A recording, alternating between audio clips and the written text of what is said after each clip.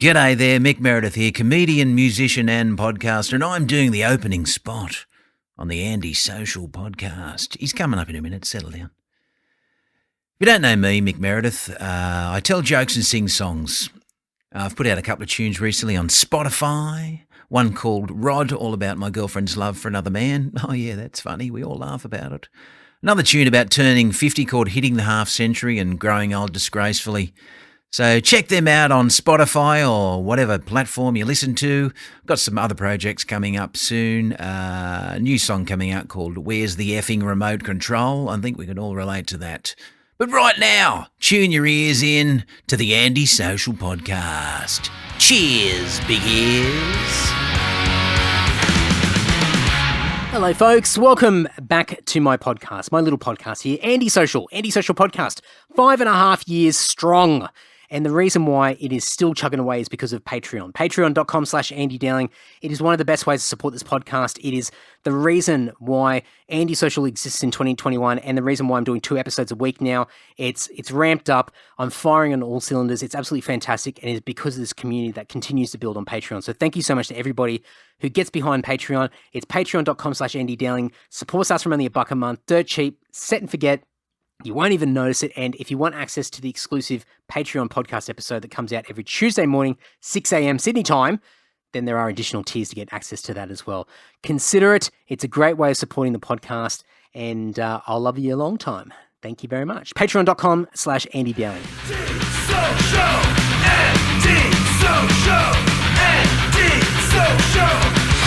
Ahoy, episode 263 of the Andy Social Podcast. That's my podcast, by the way, folks. How you doing? My name's Andy, and we're here. We're here right now. This podcast is nestled in your ear canal, ready to fire away, and this episode is with Julia Wilson. Julia is a comedian out of Sydney. She's been around the comedy traps for close to 20 years now, and it must have been a couple of weeks ago, Julia caught up with me at my place here in Pyrmont, and we had a bit of a chinwag. And I've got to say, folks, strap yourselves in for this one. This is a wild ride. This is not for the faint-hearted. I had an absolute ball talking to Julia, but this is such a fun chat. I absolutely loved it. If you know Julia's comedy, there will be no surprises here whatsoever. But if you're not familiar with Julia, just get ready for this one. It's fun. It's a fun one. You can follow Julia on Facebook by searching Julia Wilson. Of course, I'll have everything in the show notes over at andysocial.net and andydowling.net. But enough crapping on from me. Please enjoy this really, really great chat with Julia Wilson.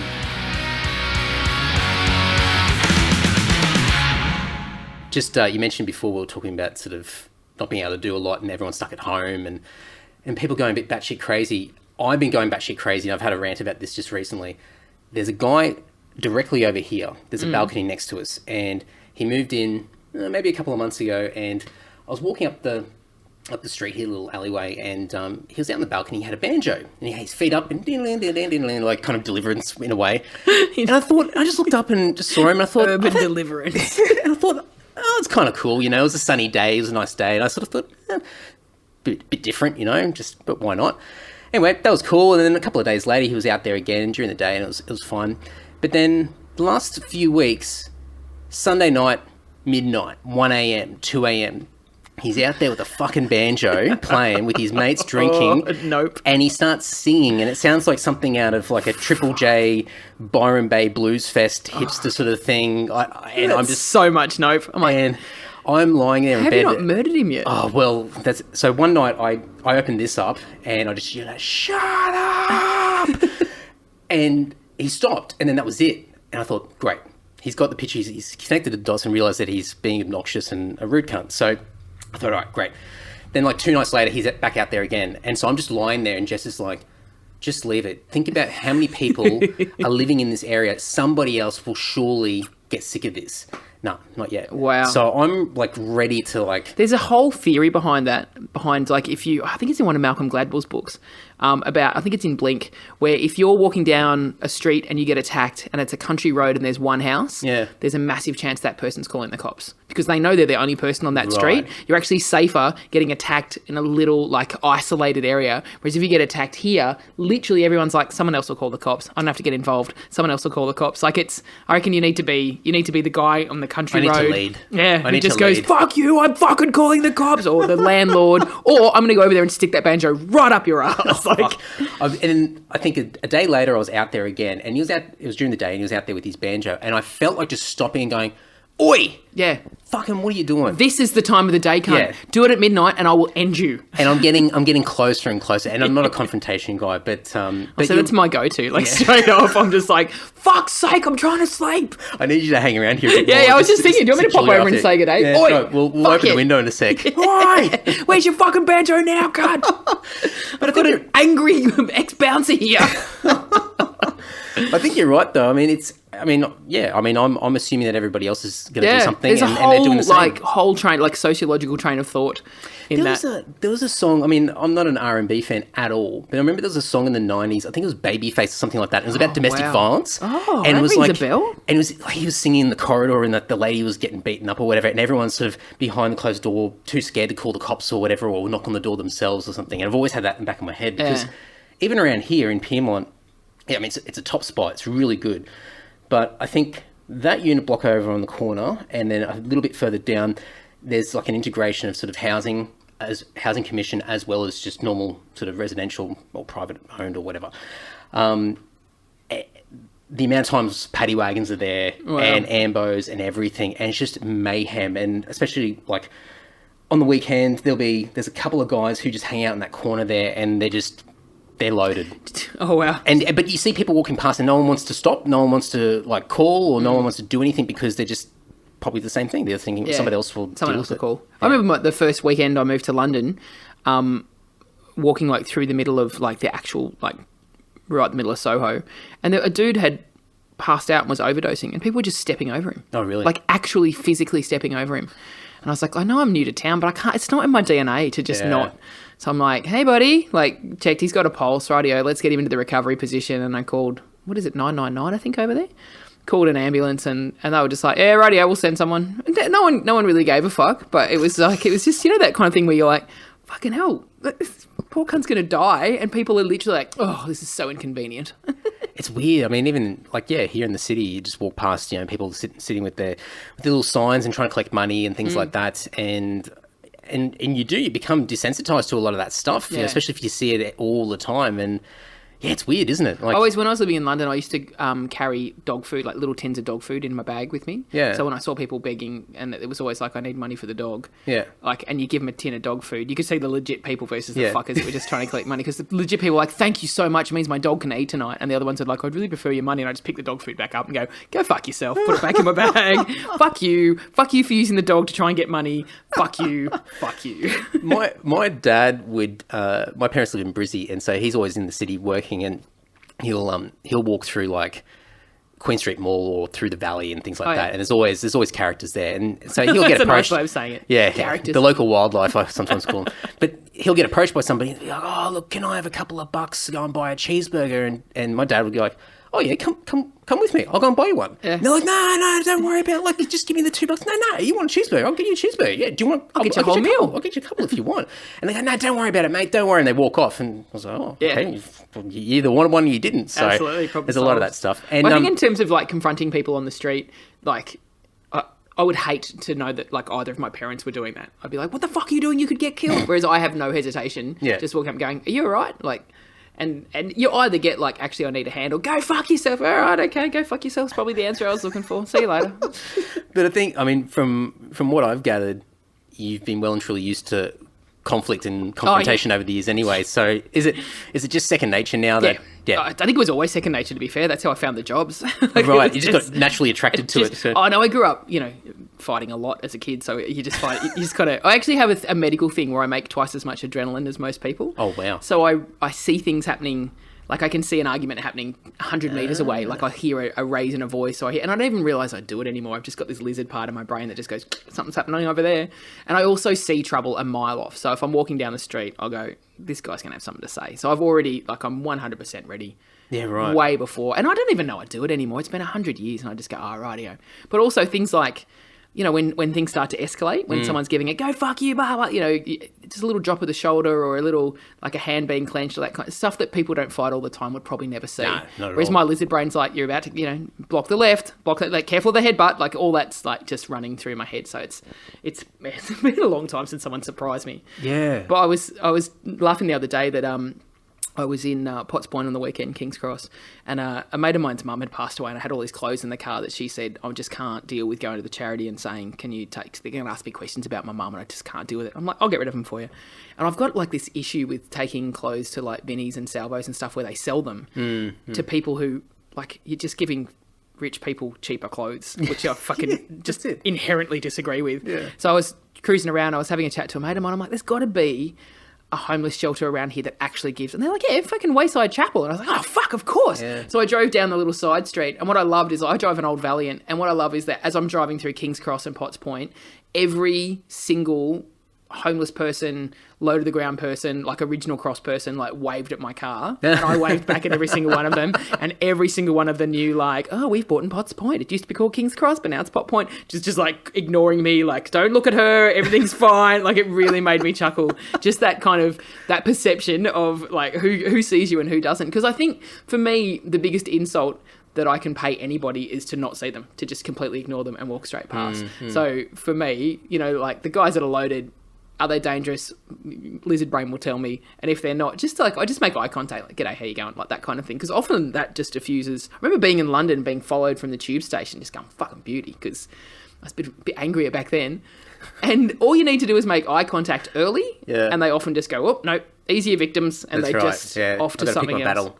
Yeah, I used to play Who Would I Mug when you know, you're sitting at a bus stop and I was bored, or in the tube station, and I would be just people watching, and I'd be like, who would I mug? I'm like, oh, he'd get it for sure. Yep, I'd take her bag. Oh, fuck, he's just asking for it with his fucking iPod or phone or whatever it is out like that. Like, I would play Who Would I Mug? And the people that you wouldn't mug are the people who are looking around, like paying attention, rather than those kind of victim-y, like hunched shoulders, eyes down kind of. Yeah, it's funny, isn't it? Because I think a lot of people think that by sort of diverting their eyes away or being hunched over or something like that, sort of keeping close to themselves, no one notices you. Yeah, like you're invisible. But if anything, you're a walking target. Absolutely. The people who are looking for easy targets are like, there's one, got him. Wow. Yeah. And I guess that's the thing, like with a lot of people, they're never in a situation where they have to have confrontation. I mean, we're so lucky. Absolutely. And so you just don't even know. You don't even. Yeah. And so when it does happen, I mean, it's just a lot of the time it's a fucking tragedy, because they're not equipped to be able to handle it. They can't never diffuse saw it coming.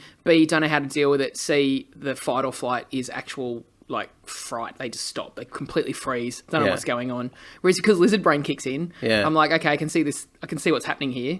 And then, luckily, you know, my brain goes into either diffuse or escalate, depending what mood I'm in.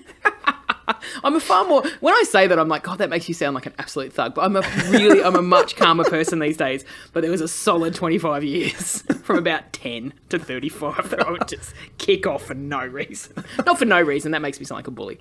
That's why I enjoyed being a bouncer, because I enjoyed being able to, I'm like, oh, there's a giant guy trying to pick a little guy in a fight. I'm going to go fight that big guy. Yeah, or like there's one guy trying to fight five guys. I'm going to drag that one guy out because he's going to get killed. Like, that kind of thing where you just sort of like, there's so few places that women are allowed to be acceptably violent in society that being a bouncer was one of them. And I used to play American football. That was another one where you just get it out of your system, because women aren't allowed to really fire up without people like, oh, there's something wrong with her. Well, I mean, even in those spaces, I mean, it's still not a stereotypical place that you'd find a woman. I mean, you definitely see it these days. Much more these days. So I was a bouncer from 93 to 2003. I started comedy 2002.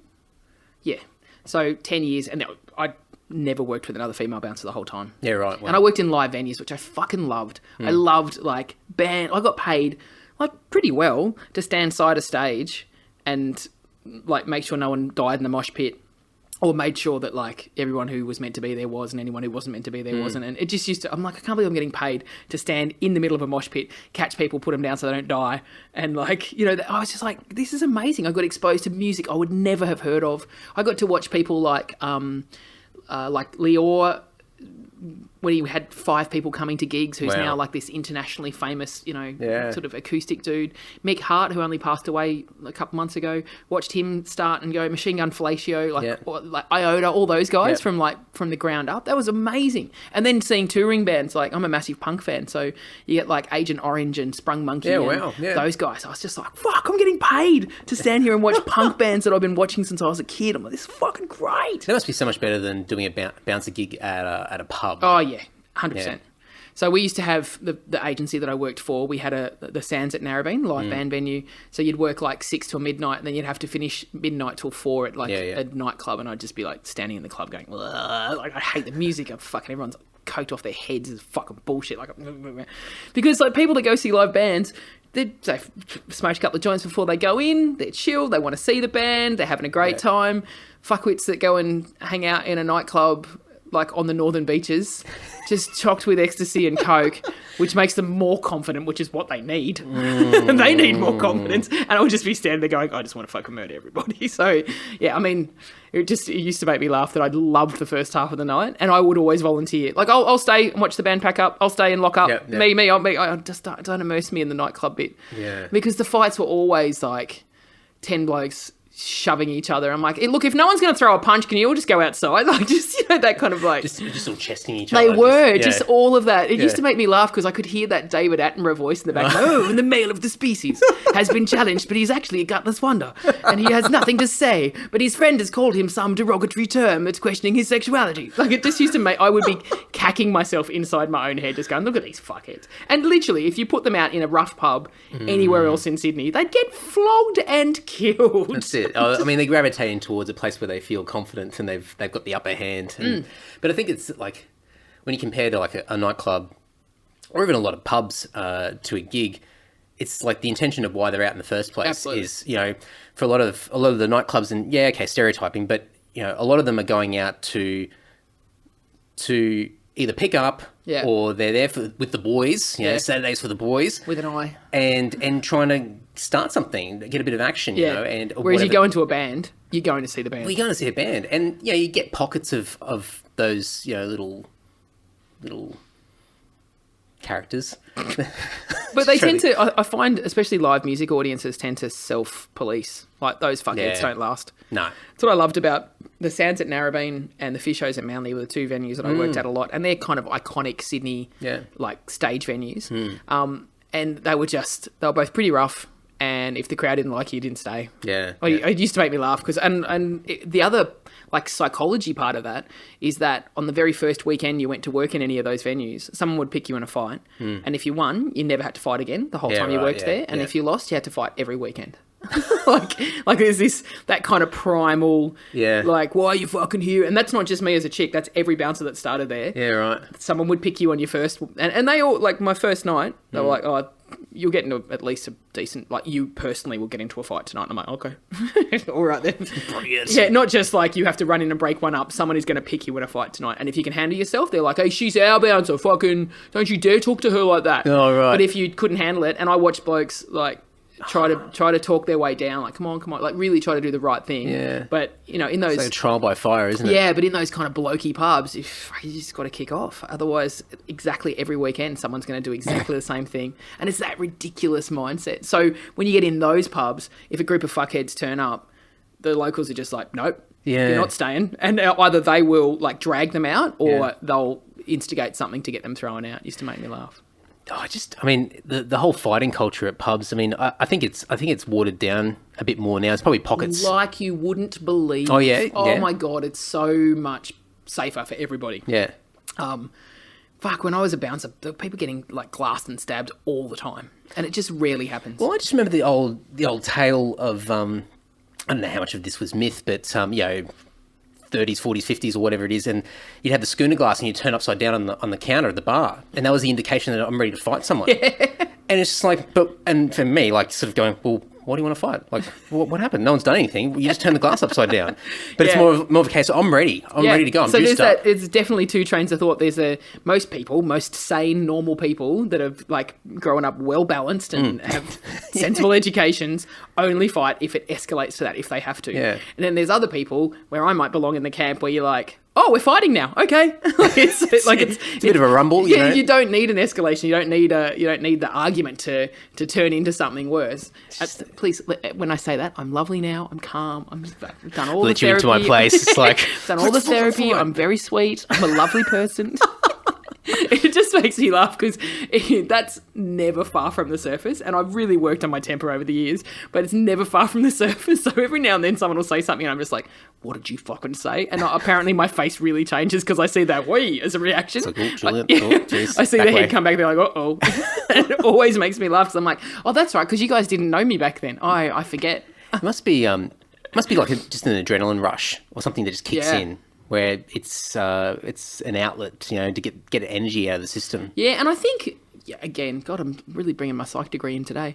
There is a whole train of thought at that we have as a species always done really physical work, whether it was hunter-gatherer times or whether it was 30 years ago where labouring was fucking hard and people traditionally had jobs where they were physically tired by the end of the day, and then automation kicked in and all of a sudden you kind of pressing a button in a machine in a factory and you got all that energy that you're like biologically you have been producing, and then you're like, what do I do with it? I don't know what to do with it. I'm gonna have to fight. I think if you lack of education, she says, and too much of that, you're gonna punch fuck out of each other. That's what's gonna happen. But I used to love the live band nights for just to get that energy out. Working in a mosh pit was one of my favourite places to be. Because you're literally just because I loved my locals. They were really good. They were good people and they loved the bands. The bands always put on the very best show they could. And we often didn't have a punter barrier. So we just had to stop people from getting pushed forward onto the stage, thus breaking legs and smashing microphones into singers' faces and stuff like that. So we just had to stand at the front and hold them back. And you'd walk out and you'd stink of about 150 people's sweat. You got paid to do it and you got live music kicking off behind you. Like, it was the very best. Well, it's probably a nice substitute to actually getting into a fight where you've got that adrenaline, that energy, and just everything's surrounded. Like you're stimulated by so much stuff going on around you. You're burning it all off without actually copping one to the face. That's a pretty good alternative. It was pretty handy. How did it work with with comedy and the stereotypical heckler and dealing with dicks in the crowd? Yeah, how did you had did this you have conversation at a gig on Saturday night.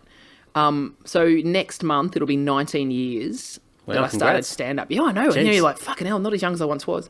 And so I started relatively late. I was like 26, 27 when I started, and it was I must have been 26. And it was rough back then. And chicks, there weren't that many women. Yeah. I mean, there were, I certainly am aware that there are women that went before me that made it possible for me to then have gigs. And it was lovely that there was, there's an Indigenous comedian, Steph Tisdall, who pulled me aside at a gig last year and just went, I just always wanted to say thank you. And I was like, no worries, man. I was always coming to the gig. And she goes, no, I want to say thank you because without comedians like you really breaking down barriers and because I'll kick off in a green room if someone's being a dick. Without people like you really making it safe for women to perform, this would have been much harder for me. And I was like, oh, that was a really fucking sweet thing to say. It had never occurred to me that I owe my debt to the Rachel Bergers and the Wendy Harmers and the, who did it even tougher than me. But when I started, places like Blacktown RSL on a Wednesday night, when you're an open micer, fuck me. That is a shit fight. And so you learn to not leave any space in your set where you can get heckled, to never ask a question that you don't, you hear comedians go like, hey, so who's done the blah, blah, blah? Never, ever. If you ask a rough crowd a question like that, you're going to get, something's going to come back that you're not ready for. So to phrase sets where you don't leave it open for you to cop any kind of negative feedback. And also a mate of mine said to me early days, anything that could possibly be perceived as negative about you, just address it at the very top and then take all the power away. They can't heckle you with stuff that you already... So I opened my show by saying, "G'day, I'm Julia. I get asked questions all the time. I get asked if I'm gay, if I'm bi, if I'm trans," which is relatively new the last couple of years. Then I get asked if I'm a vegan, and I make fun of the fact that I'm clearly not a vegan. I'm 105 fucking kilos. How could I be a vegan? And then I'm like straight into, if I don't have enough discipline to not suck cock, I don't have enough discipline to not eat meat. Like, boom, straight off. You know what you're getting straight off. And I go, I'm a tomboy who grew up into a tom man. That's who I am. And I just address it straight off, because if I don't address the fact that I'm a unit, and I don't address the fact that I look like a lesbian, I don't address the fact that I'm like, I've got a proper presence on stage, which is a little bit scary sometimes. People are like, they either are going to heckle, or they're confused, or they're quietly talking to their friend like, "Do you think she might be a lesbian?" Like, and they're not paying attention to what you're saying. They can't hear the comedy if they're still trying to work out what the fuck's happening up there. So I just like nail it straight from the beginning. That's a great idea, because I know a lot of mates who love to throw a joke in or have some commentary about things, and it can be like, and unfortunately been rewarded as the life of the party, but in certain scenarios they're an absolute pain in the ass to be around. But if you do things like that, they're not going to try and say a joke where you've already addressed it at the start. Got it, nailed it. Because locked in. You've basically diffused them. Yeah, I've taken away all your power to say anything mean about me. And A, I know it. B, I said it. And C, I embrace it. Yeah. I embrace the fact that I'm a unit. I've actually had to start saying, by the way, I know that I'm a unit, because I talk about chucking a chick out of a pub back in the day. And then I say, please, I'm aware of it. I cultivate it. I do a lot of weights. I eat a lot of beer. Drink a lot of beer, I wish. Drink a lot of beer, eat a lot of steak, give a lot of blowjobs. Like, I always drop that in to just kind of alleviate this is getting serious, and a little bit of humour in there. I do that to stay this size. Yeah. So please don't... It started to happen where chicks would come over after the show and go, "Oh, darling, don't call yourself a unit. That's quite derogatory." I'm like, fuck off. Like, I am this size because I want to be. Oh, I'm only 104 kilos. Like, I'm not a fucking massive fat cunt, but I'm a fat cunt. But I'm super strong. And you chuck like this weight behind a very well-placed uppercut, fucking someone's dying. Like, it's like, I point that out because, you know, people do like to come over after the show and offer stuff. Like, oh, I remember talking about pornography on stage one time in London, and this chick came over afterwards and went, "You don't really like to watch porn." And I went, "What?" And I went, "I'm sorry, what?" She goes, "You don't actually like to watch porn. You just say that you like to watch porn because that's what men think. That's what you think men want to hear. So you don't, like, you should probably just stop saying that." And I was like, "No, you can go fuck yourself. I love porn. Like, I watch a lot of porn. And as far as I'm concerned, porn on your phone is the best invention that's ever fucking happened on this planet. The fact that I don't have to load up my computer. When we went from fucking dial-up internet to, I know, I'm like, this is the best year of my life. And as it is, everybody who knows me knows not to touch my phone because you don't know where it's been. You don't know where it's been. You don't know what it's been up to. Just leave the phone alone. Leave Julia's phone alone. So things like that, like, people love to come up afterwards and just go, "Oh, you know that you don't really..." It's funny because women will offer that where you don't really think that, you don't really like that. Well, it's just as bad as the other side of it. Yeah. Like, you know, and guys calling you out and stereotyping you for somebody else who thinks they're acting in your best interest. Oh, it's just as bad. They are actually the people I hate the most in society. People who are acting on behalf of other people who didn't give a fuck in the first place. Yeah. I do a joke about having a sign language interpreter come in to do the show, and every now and then someone will go, "You really shouldn't pick on deaf people." I'm like, really? Because deaf people who come to my show fucking love that joke. Why don't you go fuck yourself? Like, I get really... Occasionally, if I'm in a good mood, I go, "Well, actually, that's not... The joke is actually phrased where I'm the person who didn't understand what was going on. I'm not making fun of deaf people. I'm actually talking about including deaf people in my shows." Every now and then, I feel like it's a teachable moment, but sometimes I just go, "Why don't you just fuck off? Like, just fuck off. I'm finished my show. I've had a good show. I'm having a beer. Just fuck off." Have you found that, like, you know, where in the past you would have used your physical presence to be able to diffuse situations, but then on stage, I mean, I don't know, maybe you have jumped out into the crowd and thrown a hit out or something like that. I have threatened. But have you changed it into recently? Have you changed it into using?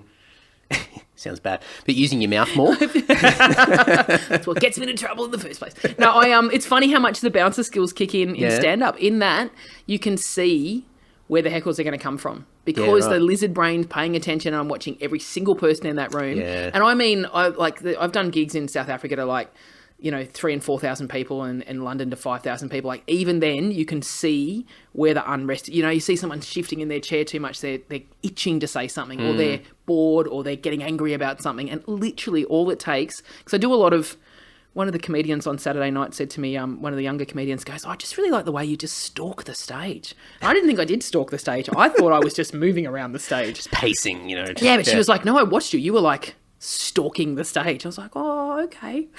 And I know that I walk around and I look all around the audience and I make eye contact. Like, so if I see someone who's getting a little bit fidgety or someone who's mumbling to a mate where they're like, oh, watch this, I'm going to say something, just a quick connection of eyes diffuses it immediately. It's amazing how much the bouncer skills kick in. The lizard brain's always working. Because, I mean, I guess, obviously the actions and the movements, I mean, just body language, the way that people cross their arms and then very obvious things like the guy who's got up like 5 times in the past 30 minutes to go and pick up 5 beers from the bar and try and juggle them back. And I know how this ends. Yeah, that's right.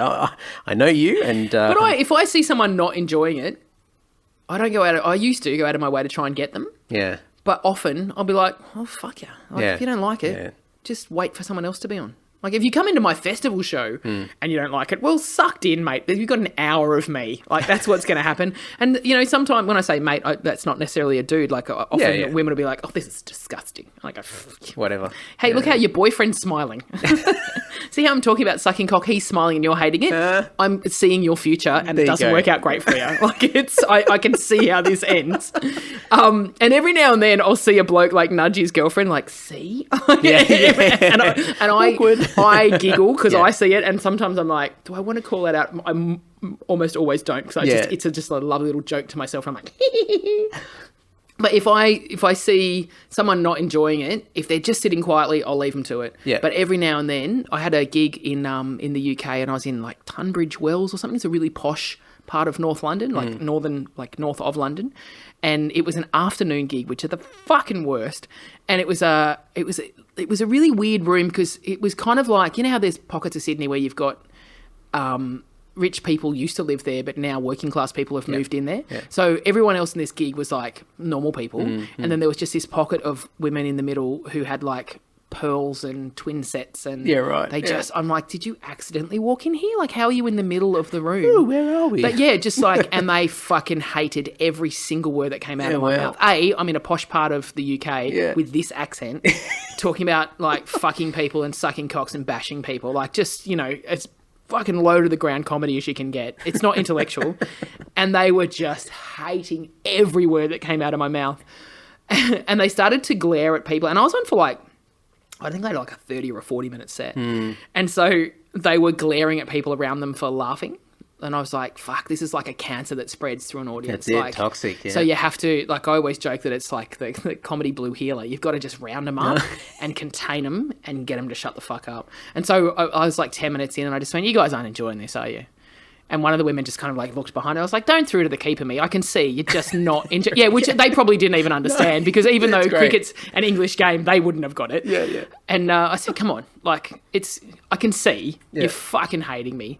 And I said, but come on, let's not pretend we haven't all sucked a cock or two to get where we are in life. And one of the women went, oh my God. And I said, what, did you buy all that jewellery yourself? Fucking come on, at least I'm just open about me sucking cock for fun. You're doing it for possession. So how about you just rein the face in and calm the fuck down? And the room erupted. I bet. And these women were just like, like arms across. They were so angry, but couldn't move because they're in the middle of the room. They can't get out. Yeah. But they also, at that point, the division had been drawn around them, where the people around them were like, every time they glared at someone for laughing, they were like, nah, fuck you. You've already been identified as the people who are going to hate this. And it made, they were never going to like me. I was never going to win them over, but I had to stop them infecting the rest of the crowd. That's such a great idea, because, I mean, if that didn't happen, potentially they may have had some influence over the rows around them. Who then have an influence. Well, if they don't like him, actually, maybe she isn't that good. Yeah. But you've just gone, no, basically you're a pack of idiots. Yeah. You were never going to like me. Why are you here? Shut the fuck up. That's it. Like, and so now everyone looks at them, you know, not enjoying the show and going, suck shit. You don't enjoy the show. I'm enjoying it. It's funny how if you've got like a very old person in an audience, people around them often won't laugh very hard because they don't want to be disrespectful. Yeah. Even if that old person is full fucking cacking themselves, they're like, I don't want to appear to be disrespectful. So I don't. I mean, I'm not that kind of like, hey, what do you do for a job? That's fucked. Hey, well, I'm just not that. I actually hate that kind of comedy particularly, because I tour out in the middle of Australia all the time, and everywhere I go I have to deal with, like, Ostentatious was here 30 years ago and he called my mate a faggot and he's never fucking lived it down. Like, there's always some there's always a comedian that's been out there and made fun of everybody. So Yeah. I've never done that. Yeah. But if I see potential for the show to go wrong or for people not to enjoy themselves, I definitely address it. So I always go like, hey, fuck, this is brilliant. Like, what are you, like 80? And they're like, oh, yeah, or however old they are. Yeah. And I go, fucking hell, that means... Geez, you've lived through the 60s and, you were young you were in your prime in the 50s and 60s. Fuck, you've sucked more dicks than I'm ever going to see. And the old women always go like, ha ha ha. There's always like a knowing laugh. And I go, just so that the people around you don't freak out. You don't mind if I tell some dirty jokes and that. Always. They never, like people that age don't go to comedy to be I was going offended. to say, like, yeah. They're always like, you go at it, dar. Like, and so the people around them are like, oh, sweet, thank God for that. Or if there's a very young person in the audience, I always go, hey, Yeah. how old's this child? 12. Okay, well, you're going to hear some serious shit. And I would think it would be a good idea if you guys just left now. And the parents are always like, no, we've seen you before. And I go, okay, well, at the point where it gets too much, if you guys have to leave, if you could just quietly go, I won't say anything, you don't need to say anything, but the people around you need to know that you're okay with what they're about to hear, this kid. And, oh, yeah, no worries at all. And it's funny how that's all you need is just permission. And the people are like, oh, sweet, okay, we're good to laugh now. You mentioned psychology before. It's like the psychology of people and crowds as well. Like the influence it can have. It is amazing. And I didn't even realise... so back when I was working on the door, I was just absorbing that and watching that. I didn't even realise until I started to actually study psych that I was like, oh no, these are actual like sociological ideas. Like these are actual people have written about It would this. make your job far easier just being able to connect the dots and understand why people act the way that they do. Yeah. Which of course back then, Yeah. I was 18 to 28 while I was a bouncer. Different story back then. It was like there was a 2-year crossover from when I started stand up to when I finished being a bouncer because, when you first start, you got to do the hard slog and do all the open mic stuff. We did back then. There was no kind of YouTube comics. And after I started to get work, I started to get paid to do comedy. I was like, the only thing I need to do this gig is to be able to talk. And a broken jaw is massively like in my job. And I'd been 10 years without one. Wow. And I was like, nah, I think I might hang up the boots at the 10-year mark. That might be my little retirement party because it's always on the cards. Yeah, in my mind, the second you start worrying that some particular thing might happen is the second that particular thing happens. When I'm playing footy, I'm like, fuck, this knee's a bit dodged. I did an ACL a couple of years ago. And you're like, every time you try to protect a particular body part, that's the body part you hurt. Like it's there's some part of you. Too much focus on it. Absolutely. Yeah. It's like throwing a ball and going, don't accidentally hit mum's crystal vase. Don't hit the crystal vase. Don't hit the crystal vase. Bam, Bam. fuck, got the crystal vase. It's almost like you can see your arm just deliberately going in that direction. Exactly. Don't hit it. Yeah, and you're like, I could aim that ball at that vase 100 times and not hit the fucking thing, but the second I start going, don't hit it, it'll break, you'll be in so much trouble, don't hit it, like that's the time it gets cane. You need to reverse that in a way to make absolutely. it work in your favour. Whatever I do not make money. I hate money. Yeah, exactly. Don't want the money, whatever. Oh, I've got money. Oh, Damn Jesus, where did these millions of dollars come from? With the comedy stuff, one of the things, I usually do every time I have someone on the podcast is I try and do a little bit of internet stalking and try and get some stuff together. And I've got to hang so much shit on you because Fair. we're friends on Facebook, and I went on just your little about section first, and you've got your fucking MySpace page there. I saw that the other day. I was like, how is that still there? Well, no, I went. Oh, this is pretty impressive. Like, you're still maintaining a MySpace. No, you're not. You still haven't updated Facebook since I first opened the account 13 years ago. I am the laziest person when it comes to uploading clips, uploading like all that kind of stuff. I'm fucking appallingly lazy. Or filming a set and putting it online. Yeah. Like I'm so bad at it. And there was some fuckhead here in the Sydney Comedy Centre. I can't think of his name right now, but he had a crack at me at some fucking thing. You know those internet warrior dudes where you're just like, I've got an idea. Why don't you come and fucking have a chat to me after a gig one night and see how that works out for you? Not in front of a keyboard. Yeah, but he went for a solid 24 hours. I was like, I don't want to block you. I will, but I don't want, like, you're embarrassing. He's a comedian. Well, is he a comedian or does he just run rooms? I don't know. But he was, like, really shooting himself in the foot. Like, every writer, promoter, booker, and comedian in the world is seeing you do this. Like, I've worked everywhere in the world. everyone stand out. He's like, look at you still showing off about all the famous people you know. And I was like, dude. And I went to bed, didn't think anything about it. Woke up in the morning. I was like, this cunt has gone on and on and on and on and on and on and on. And one of his insults were, yeah, well, maybe you should update your website since 2008. I was like, really? That's your insult? Fuck me. And I said, I don't think you understand. If I see you, I'm going to end you. Like, I don't think you understand how this goes. If anything, it's like, well, I'll tell you what. I'm not going to update my website ever again. Just to piss you off. Yeah, so watch me. And also because I'm a lazy motherfucker. Made me laugh because that very guy, and I can't even think of his name, came over and apologised to me one night after a gig because I didn't know who he was. So when he came over, he put his hand out to shake my hand, and I've never been like that. Oh, someone's extending their hand to me. I need to shake their hand. I'm like, who are you? Yeah. He goes, oh, hey, I just want to apologise. Like, I'm that guy who went after you online last year. And I was like, oh, I should put one on your chin right now. And he goes, like, I can see my big eyes. And he goes, oh, I did check to see that the cameras were on. I was like, oh, cameras aren't going to stop you having a broken jaw, you fuckhead. And he was just like, I saw him go, oh... in that moment, oh, okay. Like, what a stupid thing to say. That's what makes me laugh about old school violence versus kind of escalation violence, where you're just like, no, I don't have to be angry in this moment. No. I can just resort to that. That's it. And I think people sort of think that, they have the ability to clean the slate themselves. Yeah, I apologise. Well, yeah, it's fine. Everyone deserves a second chance. Yeah, I'm over it. Yeah, So, exactly. You are. Yeah. And also, the other thing that always makes me laugh is like, oh, no, I have no... Like, being awkward in a room does not bother me in the slightest. Yeah. So he's like, I just want to apologise. I'm like, okay, I heard your apology. Off you go. And he goes, what? And I went, off you go. And like actually dismissed him with a hand motion. And one of the guys sitting next to me goes, that was so awkward. And I was like, I don't think it was. Like, it just didn't occur to me. And then that guy went and sat over there, and it was just like everyone else was like, holy fuck, is this going to kick off? I'm like, no, I've had my say now. It really made me chuckle. He ended up leaving because he was so awkward. He was just like, wow. I'm going to go now. And like no one said goodbye. And in the back of his head, all what he's expecting is that you'll go, oh, hey, that's okay. No worries. All good. Don't worry about it. Hey, we move on. Should we blah, hug blah. it out and sit down and have a chat? And tell me about your childhood. I'm like, no, fuck off. I have no hesitation in just being awkward. Like, this is weird. So I remember saying to, sorry, you're about to ask another question, but I remember, Chris Franklin, the comedian? Yeah. So Franklin and Miko, who you had on the podcast a while ago, this is some dude at a bar one night said something super gross, and I just fucking went him. And like, he made a rape joke to a woman that I know was a rape victim, and I went at him, like, I was furious too. Like, it was a proper, when you tear someone's character to pieces? Fucking just... and I look over, and both Franklin and Miko are like on their phones while I'm like screaming in this guy's face. And it was, I mean, obviously, if anything kicked off, those two guys are like two of my best comedy friends, and they would have my back no matter what. Yeah. But I was like, fuck you, you're a fucking piece of shit, you fucking, like, and just went to town. And I can be, whilst I'm like a big dumb thug, when I do character assassination, it's pretty good. Yeah. Like, I was just tearing shreds off this guy. And I kicked it. I'm like, get the fuck out of here. Fuck off up over this. It was the boat. It's a good experience to build up that skill set of yours. Just keep working. So I screamed at him until he left. And then Mick and Franklin both go, oh, geez, that was awkward. And I was like, no, it wasn't. And Mick, Franklin goes, I was looking at my screen. My phone died of battery 4 hours ago. And I was like, you fucking piece of shit. And I was like, people know where they stand with me. It's endearing. And I was like, oh, if you have to scream, it's endearing. Maybe it's not endearing. But you always know where you stand with me. If I like you, I really like you. I'm on your team, and I'll walk through a wall for you. If I don't like you, get the fuck away from me and go sit at another table.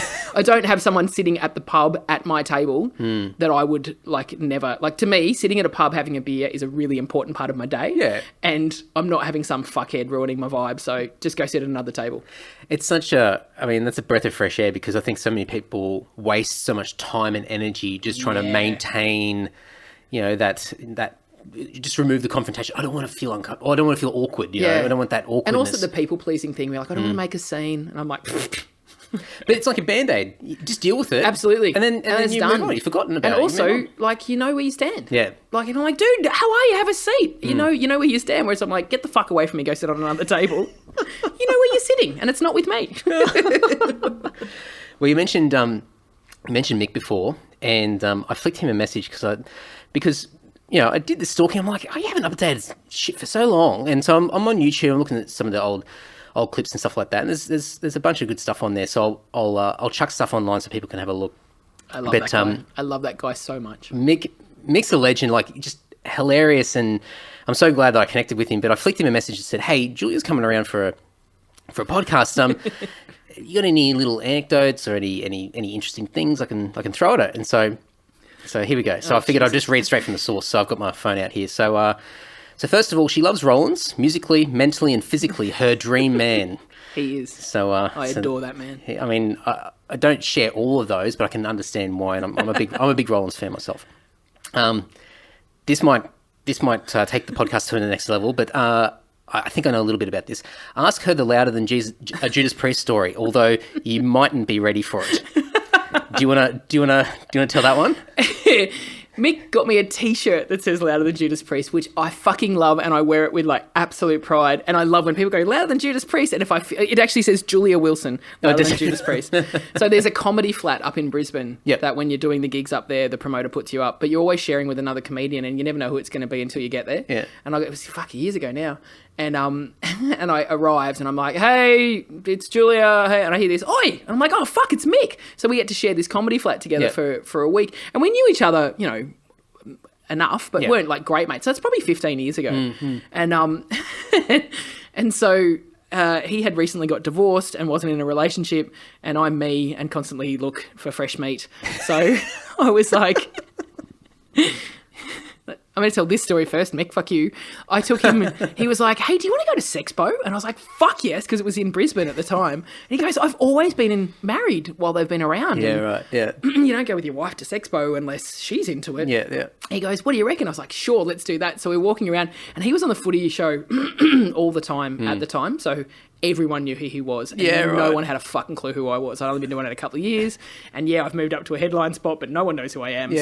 I'm wandering around, and I'm like, "Darling, what do you think about this butt plug? No. What do you think?" And he's like, "Shut the fuck up.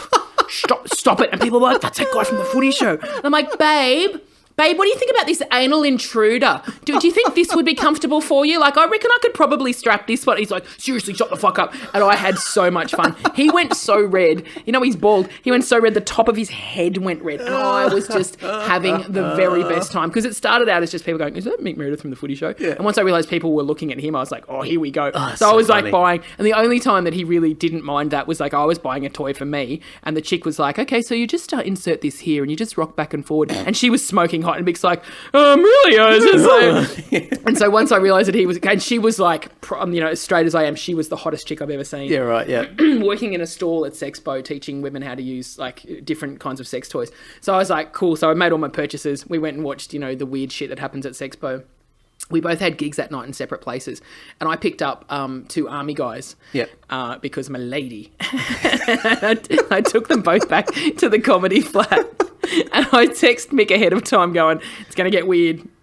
Probably don't want to be around for this." So he went to his room, put his headphones on and was blaring Judas Priest. And I'm fucking 2 guys in the next room making what I thought very subtle quiet noises, but it turns out clearly not. The next day I get up and I'm like, "Miko, you in there?" And he goes, "Are they gone?" I said, "Yeah, mate." I said, "I'm making pancakes. Do you want some?" He goes, "How do you go from fucking 2 army guys to making me pancakes?" I'm like, "Oh, I'm done with them. I had some sleep and now I'm hungry." Like, it makes perfect sense to me. It's logical. Yeah. I'm like, what does one have for breakfast after a threesome? I'm not sure. Like, I didn't know that there was an etiquette to these things. So we're making pancakes and he's like, "Fuck me. I had Judas Priest on and I could hear you through Judas Priest." And I'm like, "Would you say I'm louder than Judas Priest?" Which I take as a huge compliment. Yeah. Like, it's not, there was no part of me went, "Oh my God, could you hear me? Oh my God, you knew I brought home 2 men. Oh my God, that's so..." I was just like, "Fucking get in!" Like, full, like, fully loving it. So when he gave me the T-shirt, I'm like, "Oh, best that's present so anyone has funny. ever given me." Oh, yeah, wow. unless you're my parents, in which case they're like, "Do you have to tell people things like that?"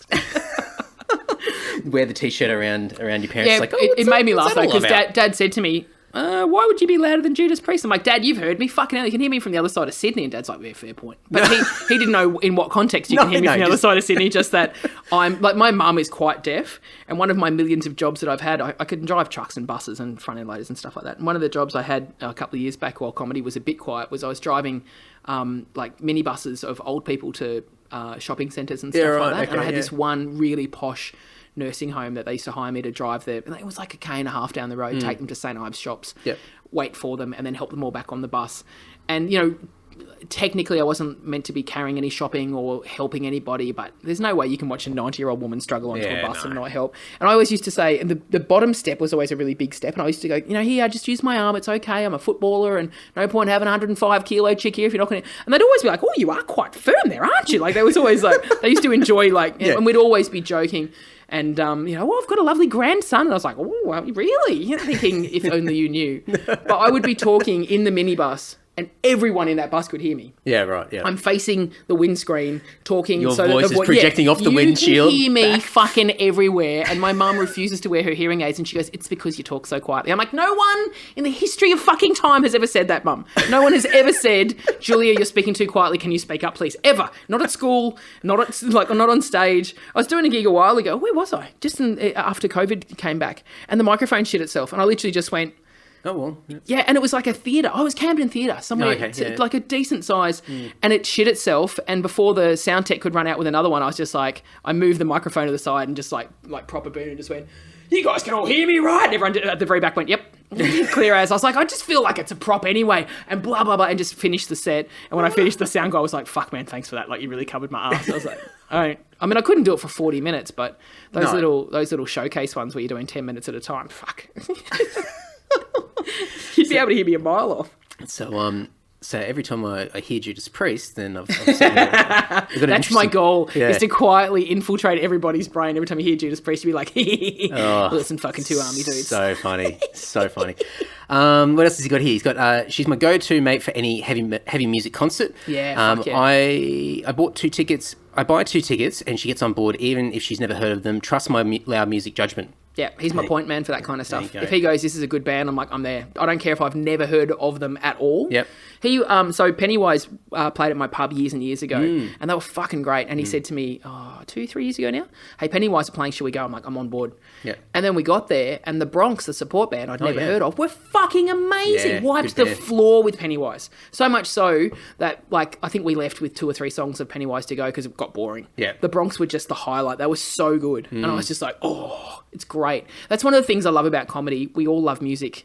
It's pretty rare to find a comedian that doesn't give a shit about some genre of music. Yeah. And tour buses are a great place for people to go, oh. So a mate of mine put me onto slave metal. I'd never heard of that before. A tour about 3 years ago. I'm like, that's brilliant. Another mate of mine put me onto... what are the New Zealand kids who sing in Maori? Oh, Alien Weaponry? That's them. Yeah. Fucking hell. I was just like, that is amazing shit. I don't understand a single word they're saying. Yeah, no. But I'm loving it. So it's good. Yeah. That kind of stuff, I'm like, oh. And what I love with things like I try to do like the most ethical purchasing of music that I can. I try to put as much money in the pockets of the artists as I can.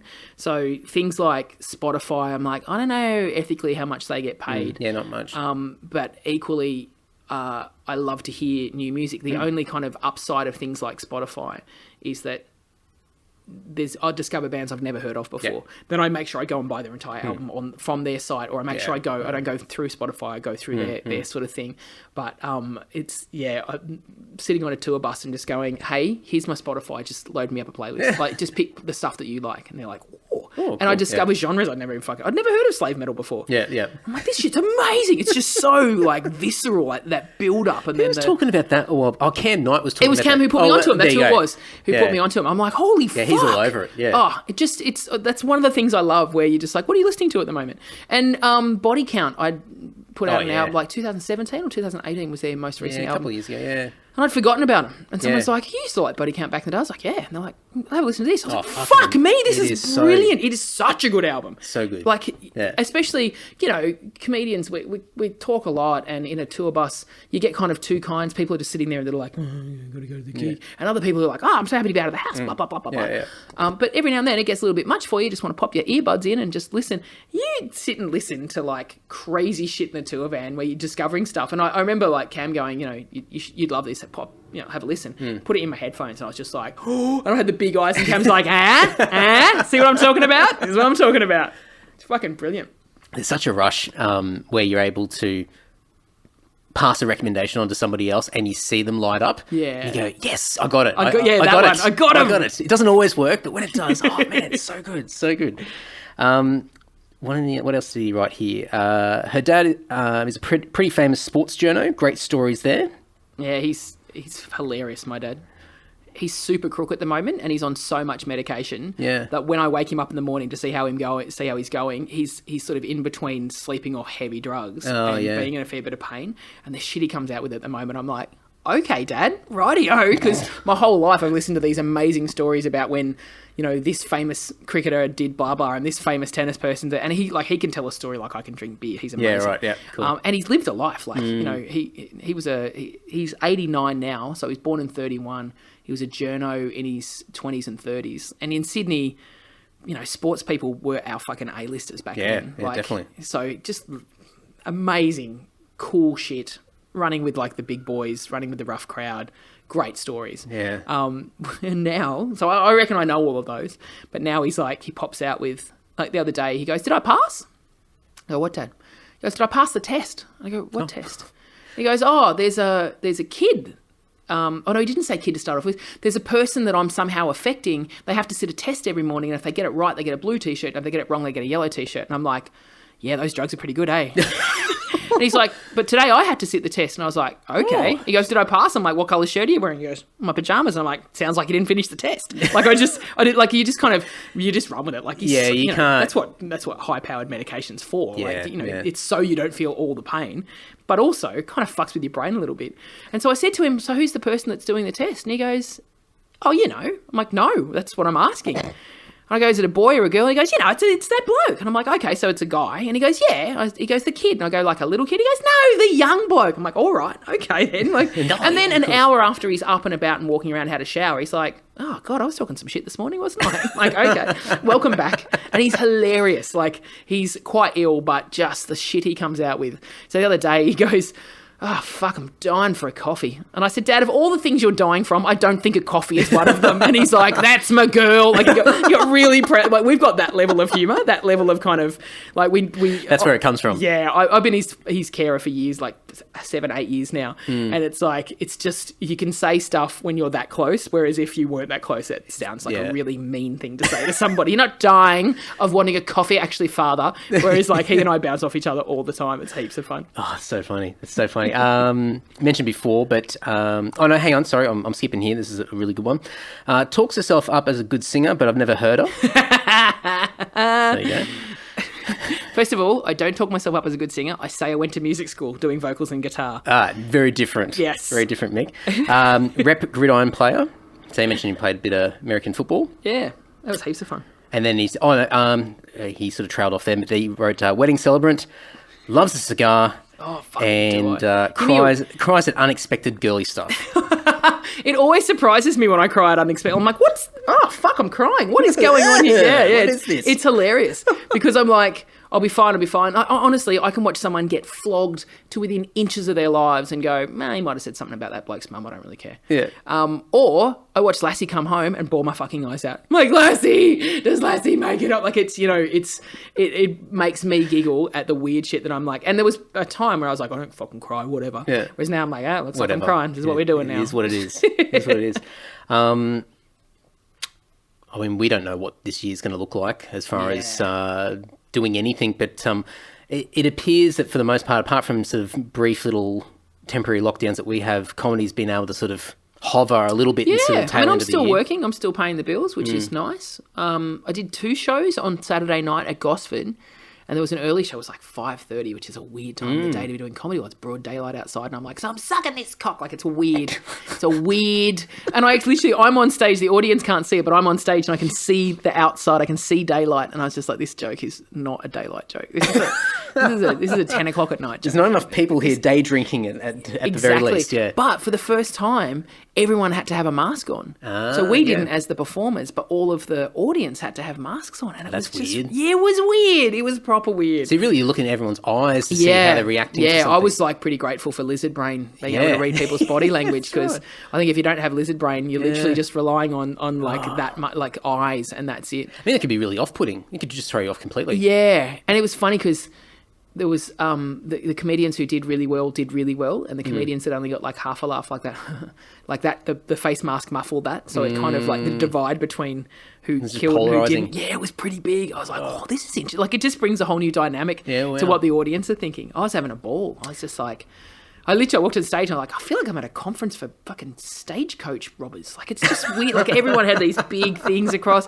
They were like, and then one guy, I think it was the second show, one guy was talking and I was like, dude, it's a mask, not a fucking cone of silence. Shut up. Like, because he was talking through his mask and he thought he had to talk louder because he had a mask on. But like, your mate is sitting 8 inches away from your face. Yeah. You fucking idiot. That's so funny. Made me chuckle. So, okay, so this will come out in a couple of weeks, but... I needed to ask. Yeah. You told a story on Mick's podcast about you going for some kind of medical test. Oh, yes, yeah. I can't remember what it was. Come back for a prostate exam. Yes. Yeah. What was the results? You never told the result on the thing. And I was like, oh my God, are you dying or not? No, well, I mean, that was quite a few years ago. I'm still here. But no, it just came back clear, I guess. There was nothing. There's nothing at all. I think it was a big false alarm. I was doing a gig in Dubbo that weekend. So I was driving from Sydney to Dubbo and I was listening to the podcast and I was like, Andy, resolution, what happened? Were you okay? Got distracted, trailed off. Anyway. I know you were talking about like things up the arse and I was like, yes, I'm on board. That's hilarious. But what happened in the end? Well, you're the only person who's followed up afterwards to check in on me. So thank you so much. I care. See, I'm a nice person. Yeah, you are. Yeah, you just redeemed yourself after all that bash talk, bashing people up. And, yeah, no, I don't know. I mean, obviously it wasn't, I think I was more traumatized by the fact that I didn't know what was about to happen. Well, yeah, I had no idea, and obviously overreacting to the situation, and just thinking it's sort of like the equivalent now where, nowadays it's like if I've got a cough, I must COVID. My dad got rushed to hospital 2 weeks ago, and I had to do some fast. We were in the southern northern beaches, so we're the part that like we were in lockdown, and I had to do some fast talking to get Dad into the hospital that he normally goes to. Yeah. Because they were like, no one from this area can go to that hospital. Yeah. And I'm like, that's where all his records are. It's where all his doctors are. If you take him to the new hospital, no one knows who he is up there. He's got no form and he's got such a complex medical history. So I did some fast talking. They were like, okay, we'll take him, but you can't come. And I wasn't allowed in for a week. And I was like, fuck. So I had to take some stuff up and drop it at the door. And the lady literally, when I said, hey, I'm from Balgowlah and I'm aware. And she just went, please stop walking towards me. Like, hand up.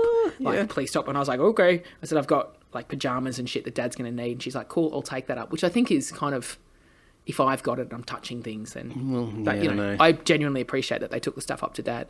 But I thought if I go get a COVID test now, because there's a testing spot right there at the hospital, then maybe when they release the restrictions, maybe I'll be allowed in with like a, hey, I've got an okay, I don't have COVID. So I went to have, and it's the only test I've had for COVID, and they scratch the back of your throat and they scratch your nose, and then the next morning I woke up with a dry, itchy cough and my nose was running and I'm like, I've got fucking COVID! And it's the irony that the thing that they did to test for COVID is the thing that made me think I had COVID. I was like, motherfuckers, they've given me fucking COVID. I'm going to kill my fucking parents. They give me a dirty swab or something like that. I was like, can't just fucking use a fresh one. It can't be that hard. I proper like half a day. Now, granted, Dad was in hospital and I couldn't go and help, so I was probably projecting somewhat. But there was lots of like, fucking idiots, Jesus, fuck, walking around my house. I mean, there's so much paranoia, isn't there? And up until probably a year ago, the equivalent was, I've got a cough or whatever, and you go on Google, and most things just lead to cancer. Yeah. It's like, my life's over, so it's that sort of thing. Yeah, in my 20s and early 30s, I was like, I've got AIDS. Every single time. I've done this time I've got AIDS. I've got AIDS for sure this time. I've got AIDS. I've got a girlfriend of mine and I who we go and get like annual sexual health checkups. To this day, when we get an all clear, we literally high five and just go, whoa! Dodged another bullet. Like we are 45 years old and we're still high-fiving over getting like all clears. Another year without AIDS. Right. Yeah. Another year without anything. I don't know how it happens. I'm 45 and I've been sleeping around my entire adult life, bar the couple of serious relationships that I've had. And I'm like, how? How has this happened? How has none got through to the like, I don't understand. But I'm like, full fucking touching wood. And I still, you'll be listening, Eliza Sloan. I still maintain she looks like Kylie Minogue. Like I should not get more action than she does, but to this day, touching wood, A, haven't got AIDS, B, got better stats than her, so I'm like, suck it. Well, I think let's end on a high note. Of me having better stats.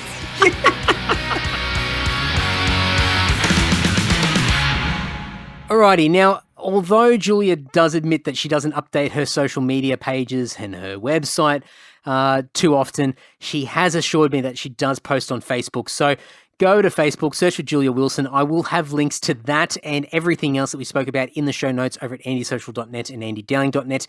In the show notes themselves, I will have some YouTube videos of a comedy, so you can check out a comedy, and anything else I can do that's linked into Julia, I'll chuck in there so you guys can get a taste of her comedy, although I've got a funny feeling after listening to that episode, you probably got a taste of it already.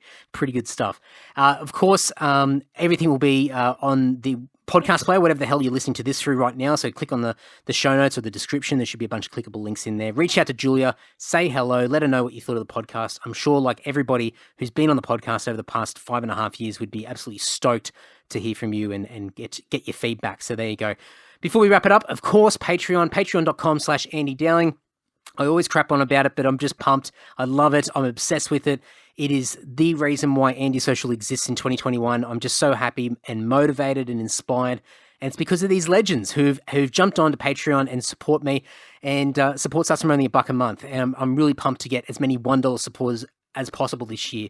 I want to build a tribe of people, a community, and people that sort of back your boy Andy and Andy Social in 2021. So there are a bunch of people already over there. If you want access to the exclusive Patreon podcast that comes out every Tuesday morning, 6 a.m. Sydney time as well, which has got a bit of karaoke, some story time, some dumb shit from your mate Andy, just a bit of fun. It's a bit of lighthearted humour.